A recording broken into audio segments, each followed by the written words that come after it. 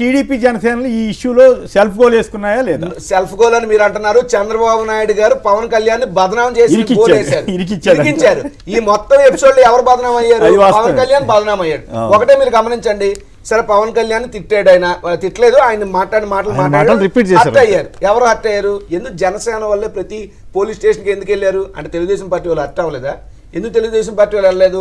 ఓట్లు కావాలనుకున్నప్పుడు మాత్రం జనసేన జెండాలు పట్టేసుకుని వెళ్ళిపోయి తెలుగుదేశం పార్టీ నాయకులు. మనదే పవన్ కళ్యాణ్ రావణ్ తిట్టాడని జనసేన బాధపడుతుంటే కూడా ఎందుకు వెళ్ళలేదంటే చంద్రబాబు నాయుడు గారు క్లియర్ ఇన్స్ట్రక్షన్స్, వాళ్ళు కొట్టు చేస్తారు, మనకు గట్టును కూర్చొని చల్లగా చూద్దాం, మీరు ఏం వెళ్ళద్దు ఎవరని. ఆ బదనం అయితే పవన్ కళ్యాణ్ అయిపోతారని చెప్పి వదిలేశాడు. మీలో మీరు కొట్టుకొని చావండి, నన్ను ఎంటర్టైన్ చేయండి.